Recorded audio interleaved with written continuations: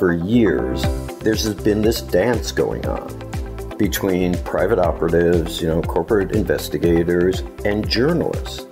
And I think the time has come to pull that curtain away. Welcome to the RANE Insights podcast. I'm Emily Donahue. Today, RANE founder David Lawrence speaks to Bary Meier, a former New York Times reporter and the author of 3 books. His work has helped raise awareness of the roots of the opioid epidemic at the hands of Purdue Pharma, cherry-picked information about drug trial findings, and to tell the story of Robert Levinson, an American held hostage in Iran accused of spying. In all of his work, Meier has worked to reveal unspoken truths. His latest book, Spooked, The Trump Dossier, Black Cube, and the Rise of Private Spies, shows how the rich and powerful use private spies, political operatives for hire, and the press to spread their message. Let's listen. Bary, first of all, great privilege and honor to have a chance to speak with you, and congratulations on your new book. I thought it'd be helpful for the audience just to perhaps outline a little bit of your career and speak about, the writings you've done both at the New York Times and beyond. And so maybe you can just give us a quick overview of what inspired you to write your most recent book. David, sure thing, and thanks very much for having me on. I greatly appreciate it. I spent the past 35 years essentially in the newspaper business, the vast majority of them at the New York Times. And over the course of my career, if I had to summarize what I've been interested in, it's basically investigations that take place at the intersection of health, public policy, and business. I spent a good portion of my career at the Times investigating what I will call, for the lack of a better word, bad or problem drugs and medical devices. I was the first national reporter in the country to really focus in on the drug OxyContin and its illegal marketing by its manufacturer, Purdue Pharma. And the first book that I wrote, which was called Painkiller, came out in 2003 and told the story of Purdue, OxyContin, and the company's secretive owner, although they're not so secretive now, the Sackler family. So I did a lot of work through the aughts and into the early teens on drugs and medical devices. And in, I think it was 2008, I was also contacted by friends of Robert Levinson, a former FBI agent turned private investigator who disappeared in Iran in 2007. And as a result of that contact, I was given access to Bob's emails and personal files, and did a lot of reporting, reconstructing events that took him to Iran, and also the search for him afterwards. As part of my agreement with the Levinson family, however, I told them that I wouldn't do anything to jeopardize or endanger Bob's health and safety. And since I had become aware of the fact very early in my reporting that he had been a consultant to the CIA and may have gone to Iran in that capacity, basically we just gathered string and sat on that story for about 6 or 7 years, which was a unique experience in my career as a journalist. Then in 2013, I believe it was, or 14, the Associated Press ran an article disclosing what we had known, which was Bob's ties to the CIA. We followed up with our story, and all the reporting that I had done over the years became the basis for my second book, which was called Missing Man, and basically told Bob's story, the search for him, and the sort of slapdash world of both FBI and the CIA when it came to running these overseas operations.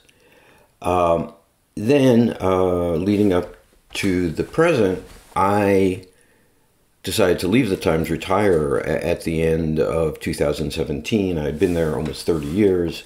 It was at that point that I decided to write yet another book. I hadn't apparently learned enough from the torture that goes into writing the previous two books. And that became the basis of Spooked, my new book, which basically delves into the private intelligence industry. And the genesis for that was twofold.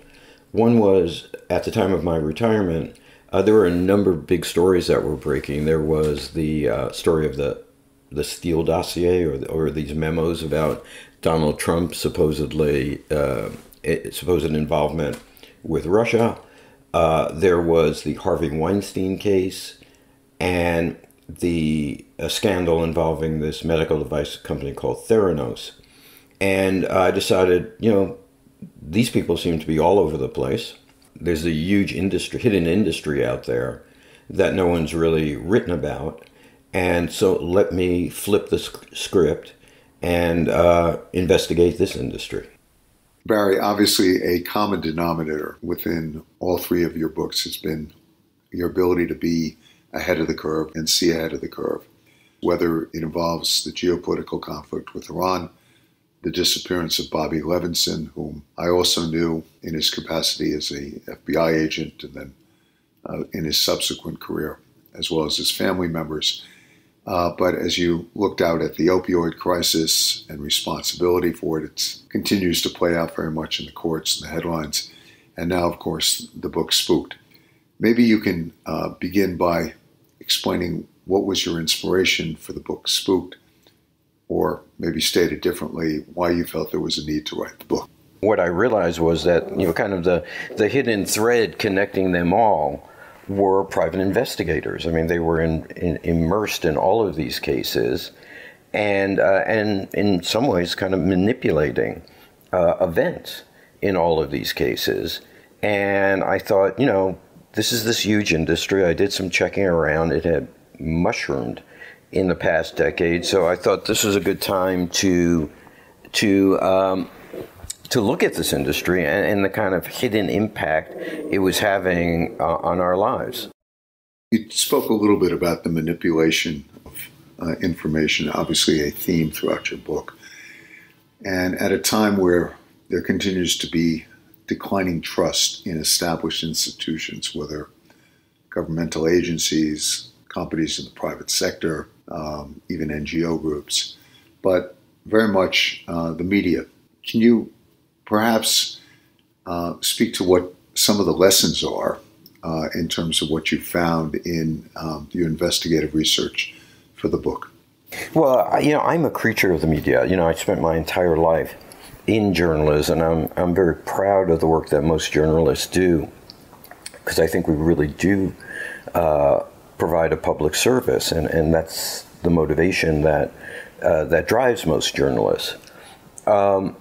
What I found most astonishing and concerning about the whole episode of the Trump dossier was the willingness or the naivete of some journalists to basically be played by corporate, by private operatives, and to have their reporting colored by these, by allegations that they were given. I was always, sort of, kind of my guide star as a reporter was to scrutinize things. A company makes a claim about its product.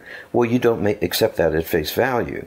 You try to go behind the data, go look at the studies, try to analyze what's going on independently and see if, in fact, there's any scientific validity to what they're saying. In the case of the dossier, the Trump dossier, that was more difficult because here you had, this so-called raw intelligence, and there was no way of knowing exactly where it was coming from, how reliable it was, whatever.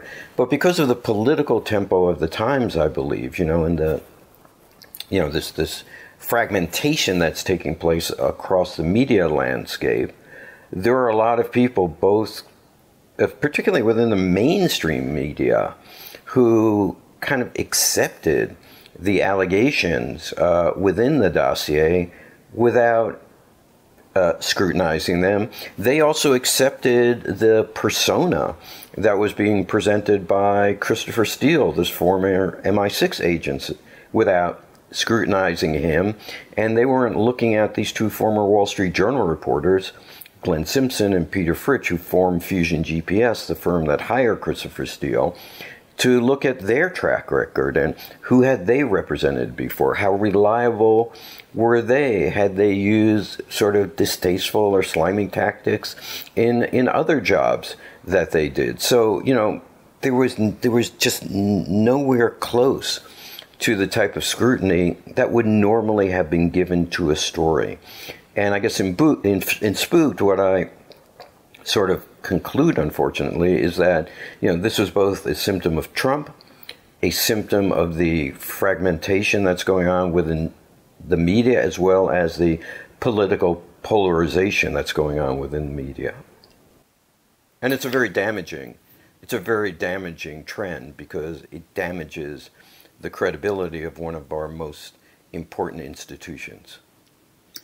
And Bary, I think it's important to point out, and I want to make sure people understand that this podcast is not a political podcast in defense of Trump. And without going into your political views, which I know a bit about, this was an effort, was it not, to sort of take a step back, look at this one example as an object lesson or a teachable moment about what could go wrong, what is going wrong, and what has to be rectified. Right, and just to sort of hammer home your point that you're making, I'm not a fan of Donald Trump. The book is very critical of Donald Trump, and I didn't delve into this episode to defend Donald Trump. I looked at this as an example of how the media, you know, there's been a relationship for many years, for decades, between private operatives and journalists. A private detective, private investigator will come to a journalist with material they've gathered on behalf of a client and say to that journalist, hey, I've got this great story for you, but you can't mention me at all in it. You know, my fingerprints can't be on the story. And most journalists will say, great, you've done my work for me. I'll just go and confirm this stuff. We'll write it up, okay, and move on.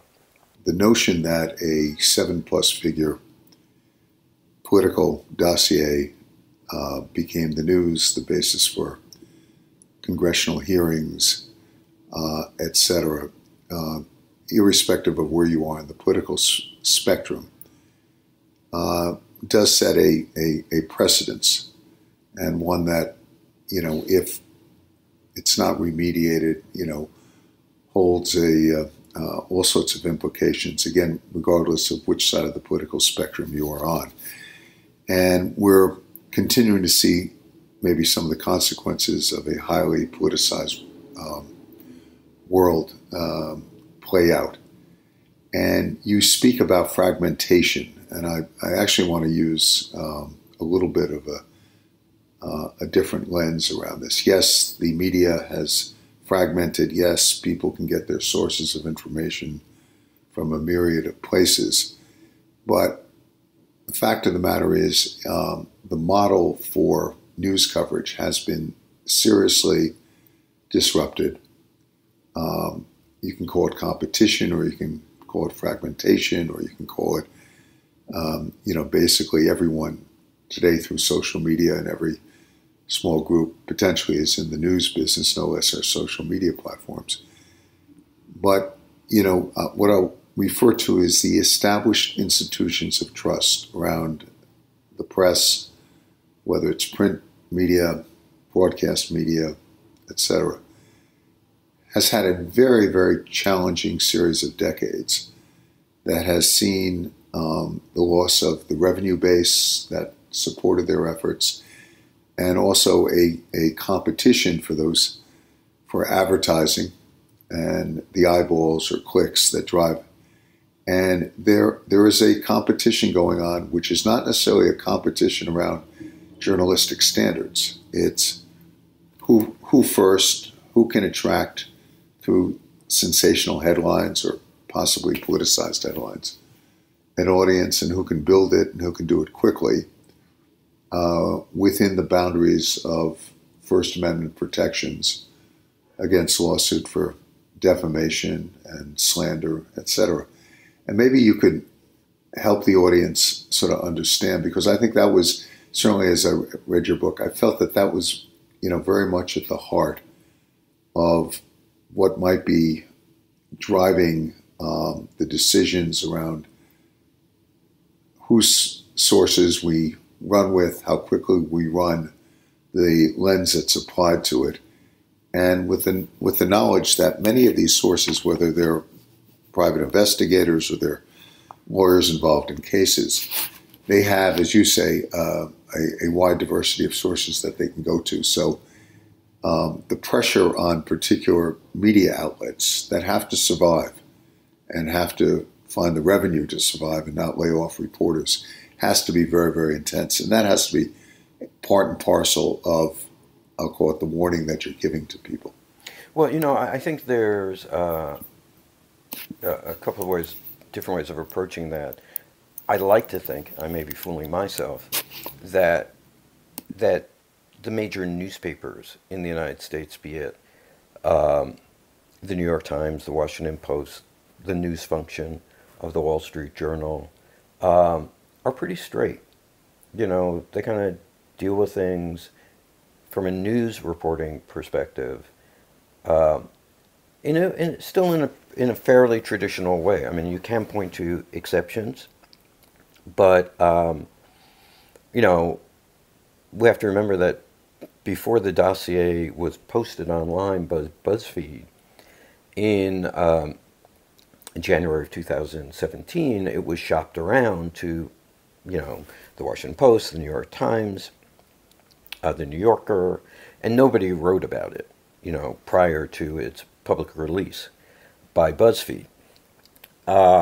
What I have noticed, and perhaps it's been a reflection of watching too much, or for a time watching too much cable news.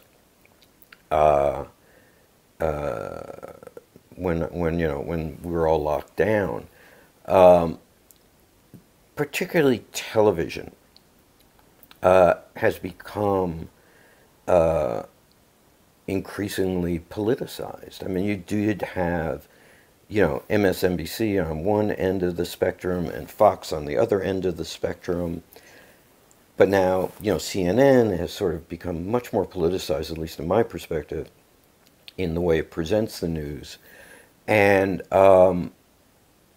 it's become, we've gotten to the point where these outlets are just broadcasting what they think their viewers, readers, what have you, want to hear, and how they want to hear it, and who the good guys are, and who the bad guys are.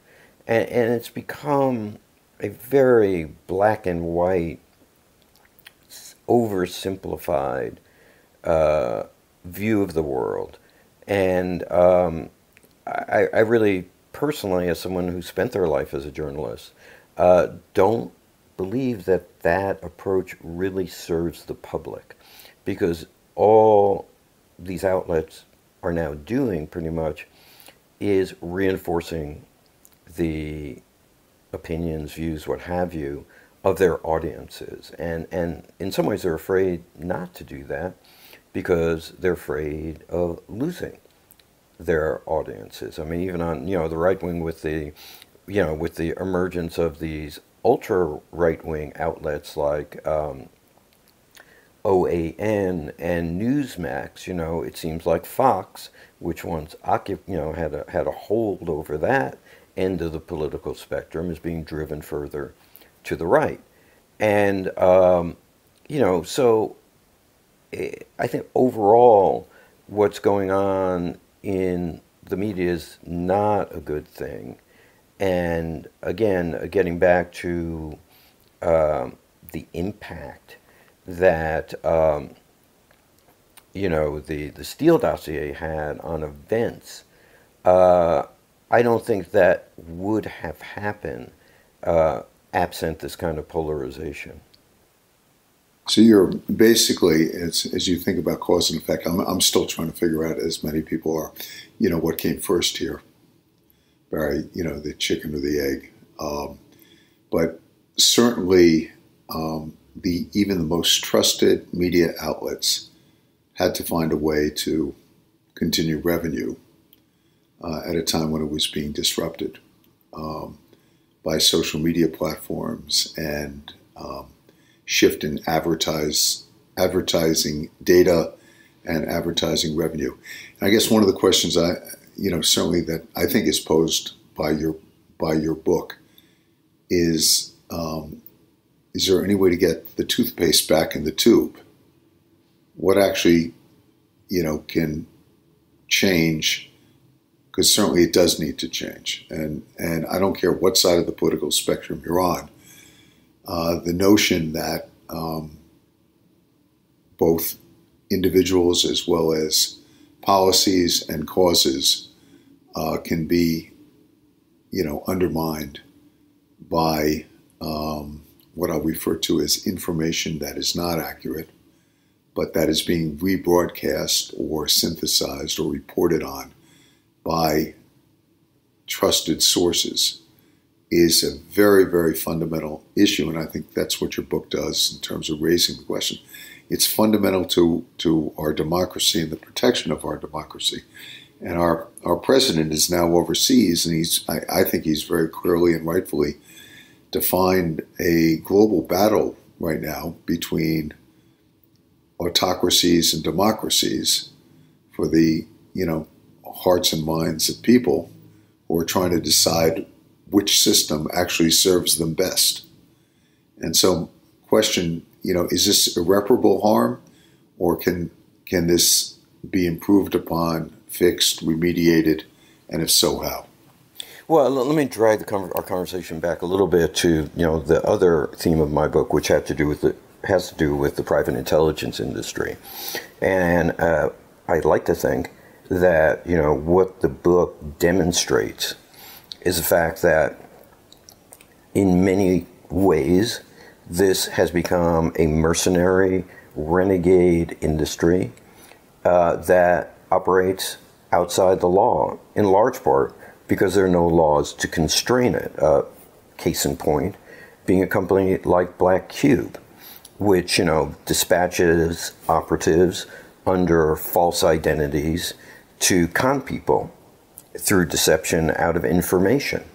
Now, Black Cube would not thrive if it were not for large law firms like Boy Schiller and other firms that feel entitled to use the services of Black Cube because they want to get a leg up on their legal adversaries.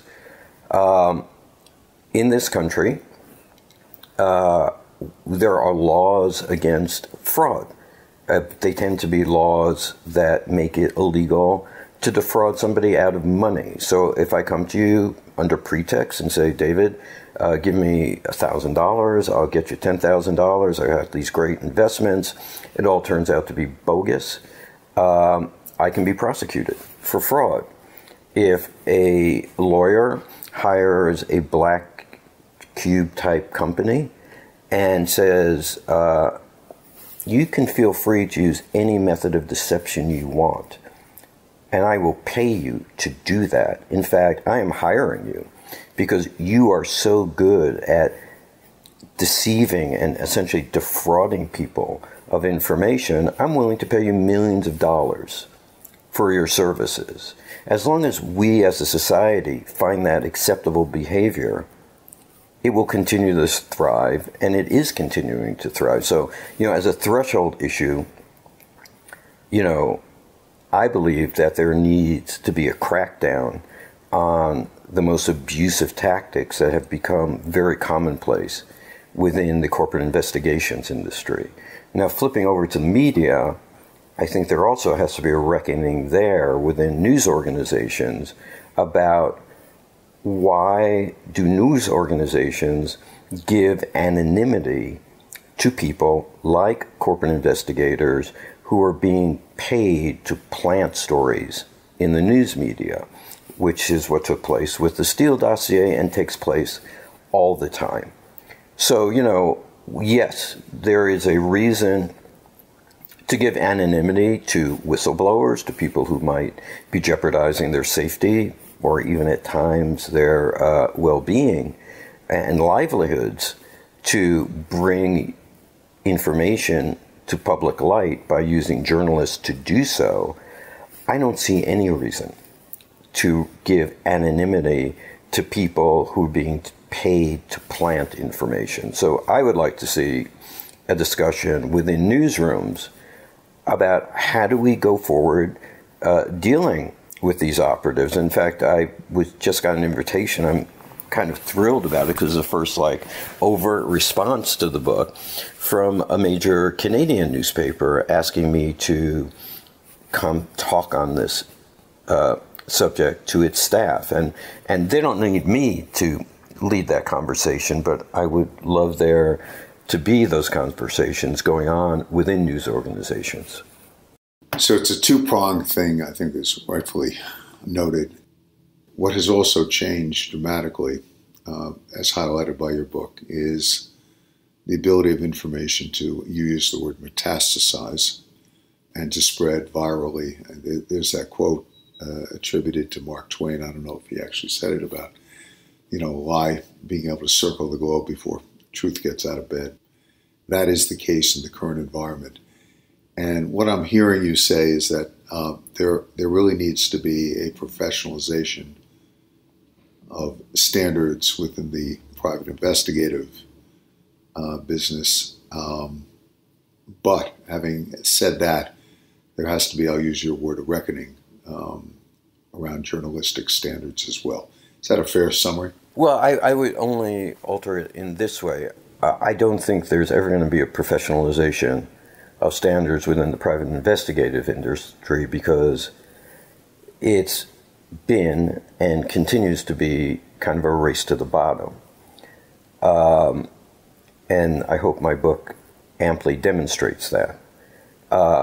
What I am saying is that there should be a criminalization of practices, certain practices, by corporate investigative firms, because they're basically an abuse of civil liberties. It's basically fraud. I mean, it's not fraud in a financial sense, but these firms are profiting from fraudulent behavior. It is not fraudulent behavior that is currently illegal, but it really is the type of fraudulent behavior that deserves to be illegal. So that's one thing. I really hold no hope that that corporate investigative firms will adopt a professional standard, code of honor, because they've never operated under one. Okay, so your point is it requires external regulations. That's really the takeaway. Okay. Absolutely. And we've had cases, where there are now actions because of new privacy laws in England, where private investigative firms, including Jules Kroll's firm, now known as K2 Intelligence, was held to account or forced to face legal consequences for what were abusive practices, or what practices that people found abusive, but they then had the option under British privacy laws to sue and seek redress. We have nothing like that here in the United States. Within the community of news organizations, again, I unfortunately am not a great believer in professional standards, but that does not mean that individual news organizations can have a reckoning and take an accounting. And I try in the book to make the argument towards the end of the book that the handling of the Trump dossier should be the basis for every news organization to review its interaction with corporate operatives and determine, look, the people that are in the dark here are the people that the media allegedly says it serves. That is the public, the readers, the viewers, the listeners. We, pride ourselves on serving the public. However, we've also been deceiving the public because behind the curtains for years, there's been this dance going on between private operatives, corporate investigators, and journalists. And I think the time has come to pull that curtain away and give the public, who we supposedly serve, a view into that dance. Okay, and without getting into all the politics, Bary, many of the comments that you've made about the private investigative business race to the bottom in terms of standards, profiting from fraud and we'll call it misleading information, et cetera. If you look at recent polling data, that is how many people feel about the press, that they're profiting from putting out false narratives through political agenda that's not marked as, commentary, as paraded as news, and that there has been a race to the bottom in terms of some of the standards of what gets published and why. It's a race to get a story out first, what will attract the eyeballs, the clicks, etc., and to do so fully cognizant of the protections that the laws provide, whether under the First Amendment or through the internet. To the extent that you have any sense of optimism that there will be a revisiting of journalistic standards, how does that come about? Well, I have to say I don't have great optimism for that. I mean, I would like to think, because maybe I am at heart an optimist, that this will happen at some point. I mean, I can speak most candidly to my own experience. When you write a book, you never know what's going to happen to it, who's going to embrace it, who's going to criticize it, whether people will ignore it or whatever the case may be.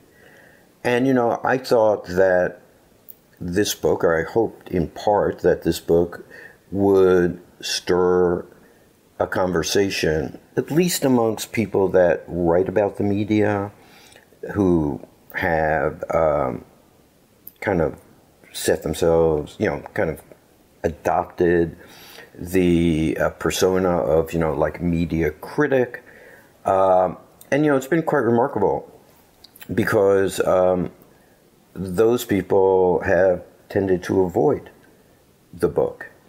And, what I realized, and I saw this early, because in the book I talk about a media columnist at the Washington Post, Eric Wimple, who in 2019, I believe, wrote a series of 12 columns about the media's coverage of the dossier and was very highly critical and, went after individual outlets or individual journalists about their cheerleading for the dossier without any, basis in fact, and how now they had all seemingly conveniently forgot about it. And, Eric's columns, which were really interesting, were roundly ignored.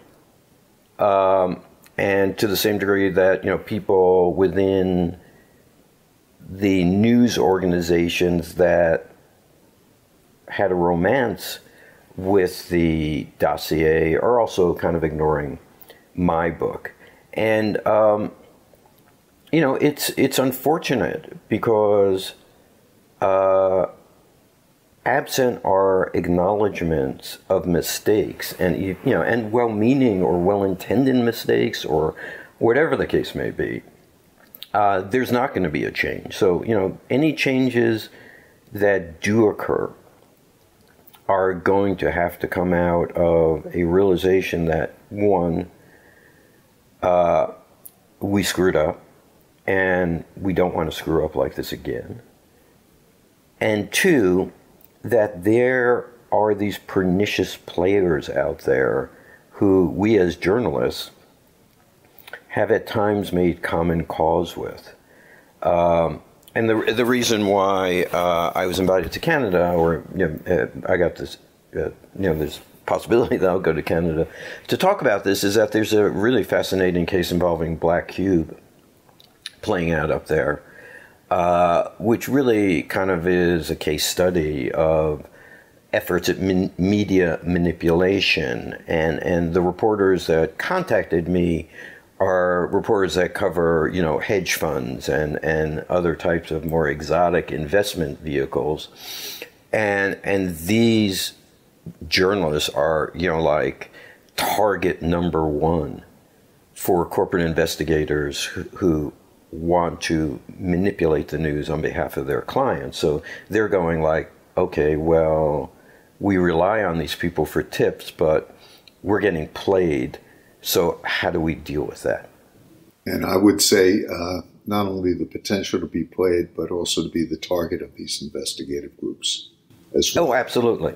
And that as well. And we know that very recently, a case in England involving this German company Wirecard, which was a sort of massive financial fraud, that when journalists from the Financial Times began investigating Wirecard, they became the targets of investigation by Wirecard's investigators. And so, what I like to tell journalists, and try to make this point in the book as well, that, the same corporate investigator who may be feeding you a tip on behalf of one client may be investigating you on behalf of another client. Picking up on a couple of themes that I believe are common to not only Spook, but also your coverage of the opioid crisis. The motivation of actors to get disinformation out there, to mislead, deceive the public, you just touched upon it a couple of minutes ago, is the fact that very often there is early reporting or early clarion warnings about what is happening that are ignored. I can't think of a more stark example than the devastation that has been caused by the opioid epidemic and the self-inflicted wounds were committed against the American people and actually broadly the international community. And we've just gone through a global pandemic that in many respects has overshadowed what's happened with the opioid crisis, but the news is out there with various settlements and actions being taken by attorney generals. I'd like you to share with the audience just a little bit about what the lessons really are, because I think there's some common denominator lessons. My reporting on Purdue Pharma and OxyContin started very simply. In 2000, late 2000, early 2001, I don't remember the exact date, I was approached by an editor. He had gotten a call from a source of his who worked on a pharmacy board, I believe is in the state of Ohio or Pennsylvania. And this regulator was telling my colleague, there's this new hot drug on the street. No one's ever heard about it. People are buying it like crazy, prescription drug. And what's different about it is that its manufacturer has been going around marketing this drug as less addictive or less prone to abuse than traditional pain pills. And the name of the drug is OxyContin. Now, at that point in my life, I knew nothing about drugs, had never written about drugs, knew nothing about the pharmaceutical industry, and certainly had never heard of OxyContin or this company called Purdue. And then, you do what a reporter normally does. You start making phone calls and you start tracking down information. It soon became apparent that everything that this source was speaking about was true, and sort of became fascinated and began to report on it and, as you mentioned, eventually write a book on it. And one of the parallels, if you will, that came up, and I'm repeating something that I mentioned earlier, but with more meat on the bones, and that is that when Purdue Pharma's basic marketing shtick, if you will, for OxyContin was that you could use this drug at whatever dosages you wanted as a doctor. You could keep ramping up the dosage, and that was necessary because opioids as a class of drug, the body adapts to them. So to get the same pain-killing effect, you need to increase the dosage. And they were saying you could ramp up this dosage as high as you wanted without any jeopardy of addiction or other ill effects to the patient. And to make that claim, Purdue pointed to 3 studies, which it claimed showed that the long-term use of opioids at high dosages had no ill effect for patients. And these studies were repeated references to these studies, and the fact that these studies existed were repeated and repeated in the media constantly during the late 1990s, early 2000s, sort of when OxyContin was being promoted great guns. You could find it in everything from the New York Times to Fortune magazine to Playboy magazine, you name it. And I decided that, that's all real interesting, but I'd rather go look at the studies myself and find out what these studies say. I eventually tracked down these studies, and when you actually looked at the studies, you realize that Purdue had cherry-picked small little fragments of sentences out of these studies, manipulated the information to create a false impression and a false claim.